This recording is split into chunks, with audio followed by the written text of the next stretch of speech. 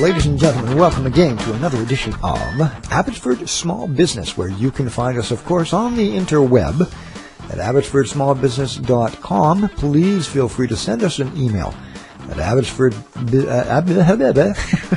let's try that one again. Abbotsfordsmallbusiness at gmail.com. I'm saving up, as a podcaster, you go along, and boy, oh boy, do you ever make your share of mistakes. And I'm saving up my bloopers. And I've already got quite a few bloopers now. And they're, some of them are pretty rough and some of them are all right. But I'm saving them up. And one of these days I'm going to put a series of bloopers together. And you will see that even with all the practice and all the wonderful equipment and all the preparation that you can put into putting a show together, you're still going to screw up. I have nothing but admiration for people that can go and do a live podcast show in front of hundreds of thousands of people, and there it is, live. If they make a mistake, they've got thousands and thousands of people watching them make a mistake. One in particular, his name is, he does the wine show. Gary Vaynerchuk, I believe his name is. And he doesn't take double takes. He just puts it out there, and that's it. That's life. So I admire him very much. Today, I want to share with you a couple of things that have been on my mind for a couple of days. I wanted to talk about a wonderful app that I've found that really helps me research and keep in touch with all the podcast shows that I need to study in order to bring a show like this to you. Whether you're on the iOS platform, that is Apple, or whether you're on the Android platform, there is a fantastic app called Podcatcher, Podcatcasts, and I will hold it up to the camera for you and see what happens is this. During the course of the week, I want to be able to keep up the speed and listen to a whole bunch of podcast shows. And doing it manually was driving me absolutely around the bend. So I went and got Pocket Casts. Now, Pocket Casts cost $2.99. Not a big deal. Fairly expensive for an app on the Android side. Usually Androids are 99 cents to $1.99, but this is worth every single penny. What it does is you can go in here and you can set up categories of podcasts. For example, they have technology, they have business, they have this, they have that, and you just peruse down the categories, and then you pick the shows that really, really interest you. And if you haven't heard the shows, pick them anyway. And then what it does is it will download these shows at a specific time. Now, for example, I have this particular smartphone set up to download all the shows at 1 o'clock in the morning, because almost every night, what I do is I take the... I'm sharing with you a very strange thing, but I take my superphone to bed with me and I do research when I'm lying in bed, all relaxed. And I do research for probably about 30 minutes an evening, just before I drop off and go to sleep. And then I'll reach over and I'll plug in my phone, and that will download all my favorite podcast shows at 1 o'clock in the morning. When I get up the next morning, I've got new information waiting for me. So I've got my day's listening, more than a day's listening, usually, on my smartphone. So, and I'll give you an example of a couple of the shows that I watched, and I think you'll find them very, very handy if you're just going to start out podcasting, or you want to start podcasting for your business. One of them is called All About Android. Now, there's of course on the iOS side, the iPhone side, there's going to be lots of podcast shows dedicated to nothing but Apple. So if you're an Apple fanboy or a fangirl, head over there. But I chose All About Android because I've got an Android superphone. And that's part of the Twit network. Leo Laporte, bow down to the podcast god. Leo Laporte is the heavyweight in that category. Another show that I'm really enjoying, it's called Back to Work. Now, you would think that just the phrase back to work means that we're going to talk about work stuff. No, not necessarily. This is a social program, social podcast that I found both interesting and a little disturbing at the same time. They don't talk about work stuff. They've cleverly disguised it. It's really a social podcast. So it's interesting, but it's not informational for me. I enjoy it for a laugh. The other one is called Buzz Out Loud by CNET. They actually produce a very, very good podcast. And the reason I'm suggesting these for people that want to start podcasting is this. Use these examples that I'm giving you as suggestions. Watch their shows. Where's the lighting? Where's the camera? Where's the microphone placement? Where are the guest placement? How do they light? You know, Leo Laporte, if you watch his show, on one of his sets, he's got beautiful red and blue lights, actually, against a brick background. Does it ever look sharp? And sometimes the lighting can be too glaring. Like, for example, here, it's glaring off my forehead. I shouldn't have this much light here. But sometimes they will light the background instead of the talent. Sometimes they'll overlight the talent instead of the background. So study those shows and take a look at the little nuanced things that you might find interesting. And then take a piece of paper and say, gee, I like this show and I like how they did the guests or the lighting or the microphone placements. Or if they're using a lapel microphone, you'll always get better results if you have a dedicated XLR microphone like one of these. So I'll give you another example of another show that I listen to all the time. It's called Duct Tape Marketing. This guy is phenomenal. The next one is called Engadget. Now, Engadget to me is more of a technical show, and I've got one podcast. It even tells you, these are the podcasts that are downloaded in that particular category that you have yet to listen to. The next one on the list is Home Theater Geeks with Scott Wilkinson. I really value his show because I got on his home theater and I like to find out. I'm an electronics technician, so this also piques my curiosity. All of these suggestions are not based on strictly business. Some of them could be pleasure because, hey, you got to have a life after work as well. Now, the Home Theater Geeks is part of the Twit Network, which is again Leo Laporte. The next one on my list, and this is a fascinating guy, Zig Ziglar. I don't know how many of you are familiar with Zig's work, but I had an opportunity to see him live quite a few years ago in Vancouver. What a dynamic man. Now, since then, he had a fall down the stairs, and he's in pretty rough shape, but his son has taken a helm. And I still get regular emails from the Zig Ziglar organization. And Zig, speedy recovery to you, but I think it's... the word has it that he's damaged himself pretty badly, and he's in pretty rough shape. So our thoughts go out to him. The next one is Mac Break Weekly. Now, this is a particular show that I listen to because I don't own a MacBook. I don't own a Mac computer, but I do own an iTouch and an iPod, and I value them a lot. I'm noticing that I'm using my superphone more and more for listening to podcasts. Before, the iPad and the iTouch was my world. That's what I used for downloading and listening to podcasts for. But Mac Break Weekly is again on the Twit Network. Listen, if you want to see how a show is built, created, and how to do it right, go to Leo Laporte, Twit TV. Twit stands for This Week in Tech. Just go www.twit.tv. Don't go .com because you'll never find them. You got to go www.twit.tv.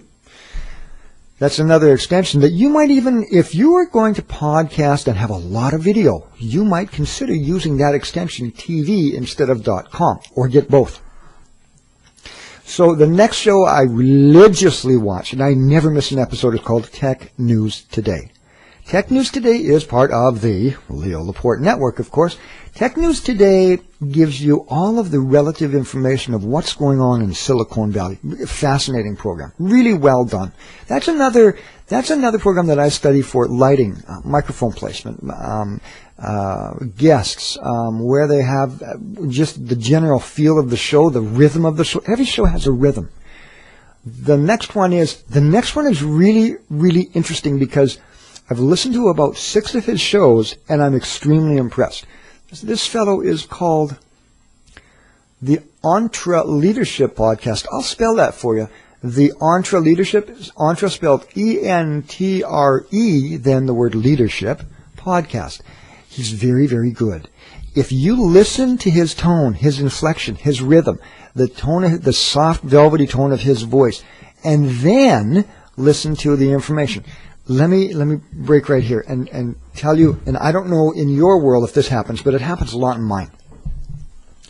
When I study a podcast show, and I'm thinking, okay, I want to pick up ideas for my show, I look at tone of voice. I look at tempo. I look at clarity. I look at the microphone placement and the lighting, of course. But I look at I close my eyes and I look at the feel of the show. How are they delivering the information? And I'll give you an example of this. I'm a computer technologist and also an electronics technician. When we studied electronics in college, we had to build a broadcaster, like a radio, right? And in order to send information from one part of the world to another part, you had to build what's called a carrier wave. You had to transpond a frequency that's running at a certain hertz so you could put the information on top of it. And this frequency was called a carrier wave. So in order to move information around, you had to first have a wave here, called a carrier wave, then you would put your information on top. When I look at a podcast show, the carrier wave is all the trappings, all of the dressing of the show, right? The tone of voice and the rhythm and the lighting and stuff. Then the information to me is really secondary. But if I don't like the speaker's voice, if I don't like the tempo, if they're talking choppy, like tuck, tuck, tuck, tuck, tuck, tuck, like a machine gun, it's irritating. If you become irritated when you first watch the show, you're not going to enjoy the content, are you? If, however, they've packaged that show in a really professional or down-to-earth or easy to understand or calming on the nerves package, then the information is much more easy to absorb, isn't it? You have a much more pleasurable listening experience or viewing experience. So this is what I've found. So this is why I study certain podcast shows. Okay, so let's get back here and we'll go to my list. We're not finished yet. Another one that I really like is called The Public Speaker. And she is The Public Speaker's Quick and Dirty Tips. Now go on the internet, because if you want to listen to a person's voice that is velvety smooth and consistent, she doesn't go really way up with her voice and she doesn't go way down. She holds a consistency that is very pleasing to listen to. So I would advise that you go listen to the podcast called The Public Speaker's Quick and Dirty Tips. I think you'll really enjoy studying her show. And her information is very, very relevant and good. Another one is called The Smart Passive Income by Pat Flynn. Flynn spelled F-L-Y-N-N. This fellow looks like, and I don't know if I'm off the rails here, looks pretty young, like he's a young entrepreneur, but he's full of fire, and he's got a very interesting way of presenting material as well. And I think he's one of the rising stars, someone to look for. He's got the secret sauce, that you listen to him and think, yeah, I really like his show. Another one is called Twig. That stands for This Week in Google, part of the Twit Network by Leo Laporte. Leo Laporte's shows keep coming up to the surface because he is really the creme de la creme of podcasters. The next show on my list that I always listen to once a week is called Windows Weekly with Paul Thurrott and Leo Laporte, and he's got another guest star. I just can't remember her name. I'm sorry, I apologize for that. Anyway, this again is Twig or Twit, one of Leo Laporte's shows. Did you know that Leo Laporte, he was a broadcaster for many years, and it got very expensive for his company to put on productions. As a matter of fact, he was doing productions in Vancouver and Toronto called the Screensavers. And they were, and I think I got the story right, they were so expensive to put on that they were losing money, and they just canceled the show. Well, Leo flew back to California, and one night he was talking with some of his friends around, some of his really highly technical friends, and I guess they had a bottle of wine and they had a beautiful meal, and he put a microphone right in the center of the table, and he just recorded the conversation. And from that point on, the Twit Network was born. Leo knew that he had a great product. He knew that he could bring guests together, package his information really, really well, and present it to the public, and the public would lap it up. And sure enough, he went to a small building called The Cottage. I believe it was, under about 2,000 square feet. And just recently, they moved down the street to a 20,000 square foot building, and it cost him $1.2 million to do. I mean, think of the money that this guy's making through his podcast shows. He has 10 or 12 podcast shows. Brilliant, absolutely brilliant man. His shows are top quality. The integrity of his shows are excellent. I study his shows like crazy. So that's if you were going to study, if there was one show that I would advise that you study if you're going to be a podcaster and want to podcast your company, study his show. So after Windows Weekly is, of course, Twit, and that is This Week in Tech. This is owned by the Leo Laporte. So out of the 15 shows, 7 of them are from Leo Laporte, and that's almost 50%. So that's, I felt, a really, really important app for you to get called Pocket Casts. Let's go and talk about another app that is really fascinating. And if you're going to podcast, I would highly suggest that you check this out. It is called Spreaker. And I'm going to do part 2 of this podcast. Spreaker spelled Spreaker. And I'm going to show you, I'm going to bring it up on my phone. What Spreaker does is this. It allows anyone with a microphone to produce their own radio station right on the internet. Very, very exciting concept. I'll show you what it looks like.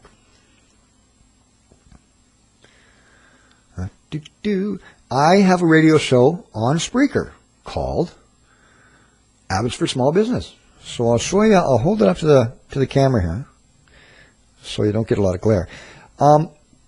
Take a look at the upper left-hand corner. It says live, it says broadcast live. You know what you can do this? When you press this button, you can broadcast live an interview onto Spreaker as it happens in real time. So say, for example, you're interested in, you know how television stations, they have these roaming trucks, and trust me, I mean, those trucks have got hundreds of thousands of dollars worth of equipment in them. And they go around with the local news and they get the latest stories and they're live. You know, it's really important to be live. You can do the same thing with your superphone. Not the same quality, okay? I don't want to confuse it, but very, very adequate quality. So with this little device that didn't even exist a couple of years ago, and with this software package, and it is all completely free, you can be your own radio station. Now, I've put quite a few podcasts up on Spreaker, and they have a free area, which I'm using right now, and I might go into their paid area, but right for now I'm playing with their free area, and I just absolutely love it. Okay, so you can do a whole bunch of podcasts, radio podcasts. If you're not ready to go video, that's okay. Start with Spreaker first. Upload them to Spreaker, and there are thousands of people that have their own radio shows.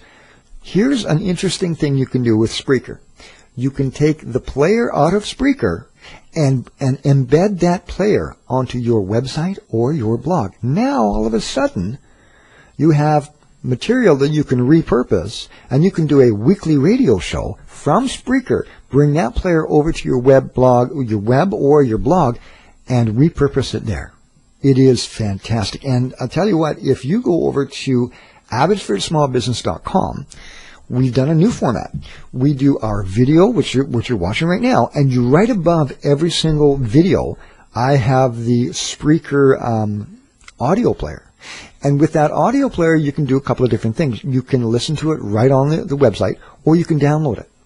And what's really fascinating for podcasters is you have to be able to have the wherewithal to have your show go mobile. So, for example, if you want people to download it to their favorite device, their smartphone, their iPod, their iTouch, their iPads, make sure that you have a player on your page that they can download it with. And then in a little while, we're going to talk about how you get your podcasts to work in iTunes. Because once you launch your product into iTunes, you've opened up to all the millions of people that have an iPhone, right? And I used to have my show on iTunes. I walked away from it for a little while, and I'm going to reinvent it and go back to iTunes because I think it's very, very important. Apple has built a huge and controlled kingdom, haven't they, with their beautifully and elegant products. But that comes at a price. You have to play in Apple's backyard. For you to gain market share with the Apple people, you have to go over to iTunes. Now, iTunes can get a little bit thick and a little bit heavy, and it can be a resource hog. Some people love it and some people hate it. As a matter of fact, I find that a lot of people curse and swear at iTunes simply because it doesn't do sometimes what you want it to do, but still, it's a force to be reckoned with. So I don't want you to think that iTunes shouldn't be a part of your equation when you're podcasting. It definitely should. It's just a little bit more work. That's all. Okay, so part 2 of this is coming up, ladies and gentlemen, and I'm going to show you how I do Spreaker. If you're not quite ready to go video, I would say at least do Spreaker and put that player on your website. I'll walk you through the whole thing, and so I'll give you step-by-step instructions. It'll be easier for you to do. So this is what I would suggest you do. So, folks, if you like what you hear and see on our program, or even if you don't, if you want to leave a comment, or if you want to be on our show, and we will invite you to come on to our show, leave us a message at abbotsfordsmallbusiness@gmail.com. If you're out of the Fraser Valley, give our Magic Jack a phone call, a ring at 778-800-0246. Or if you're inside the Fraser Valley and want to be interviewed or want to phone us, give my private cell phone number a call at 778-908-5759. Now, wait, part 2 is coming up. And see you next show. Folks, thanks so much for coming by. This is Rick Haaland for Abbotsford Small Business. We'll see you next show. Toodaloos. Bye-bye.